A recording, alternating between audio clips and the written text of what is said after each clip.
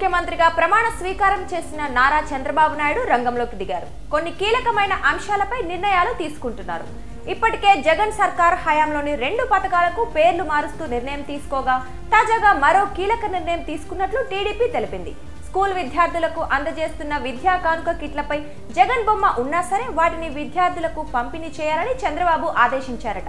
ఈ విషయాన్ని TDP tweet చేసింది.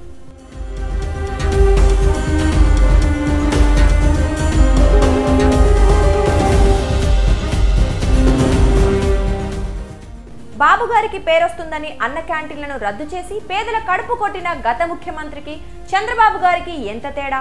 ప్రజాధనం వృధా కాకూడదు, పాలనలో పగ ప్రతీకారాలకు చోటు ఉండకూడదంటూ జగన్ బొమ్మ ఉన్న స్కూల్ పిల్లల కిట్స్ ను అలాగే పంపిణీ చేయమని ఆదేశించిన సీఎం చంద్రబాబు అని టీడీపీ ట్వీట్ చేసింది. చెప్పిన మాట ప్రకారమే స్టేట్ ఫస్ట్, కక్ష సాధింపు, పగ, తుగ్లక్ నిర్ణయాలు ఉండవు.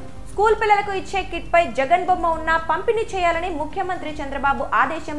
ప్రభుత్వ డబ్బులు వృధా కాకుండా చర్యలు అంటూ చంద్రబాబును ప్రశంసిస్తూ ట్వీట్ చేసింది.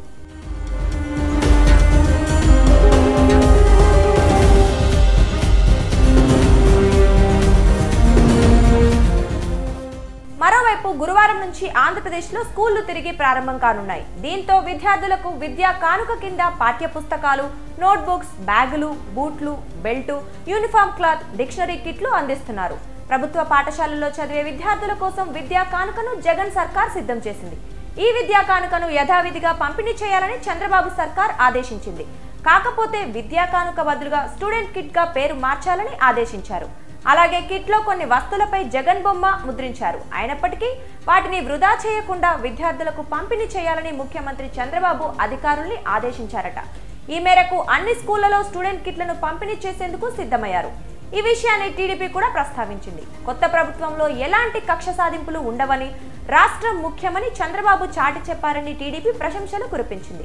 పక్క రాష్ట్రమైన తమిళనాడులో స్టాలిన్ ముఖ్యమంత్రిగా బాధ్యతలు స్వీకరించినప్పుడు కూడా ఇలాంటి నిర్ణయాలు తీసుకున్నారు. మాజీ ముఖ్యమంత్రి జయలలిత పేరుతో ఉన్న పథకాలను ఆయన కొనసాగించారు.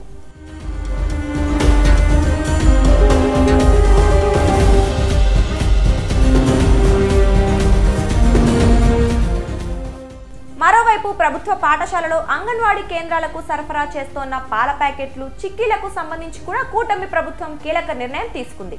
మాజీ ముఖ్యమంత్రి జగన్ రెడ్డి ఫోటోను తొలగించి అంగన్వాడీ కేంద్రాలకు, పాఠశాలలకు కోడిగుడ్లు, రాగి పిండి, పాలు, పోషణ కిట్లు పంపించారు. ఇప్పుడు ఆ కవర్లపై కేవలం ప్రభుత్వ సీల్ మాత్రమే కనిపిస్తోంది. ముఖ్యమంత్రిగా బుధవారం ప్రమాణ స్వీకారం చేసిన చంద్రబాబు గురువారం సాయంత్రం బాధ్యతలు స్వీకరించనున్నారు. ఇచ్చిన మాట ప్రకారం మెగా డిఎస్సితో పాటు పలు ఫైళ్లపై ఆయన సంతకాలు చేయనున్నారు.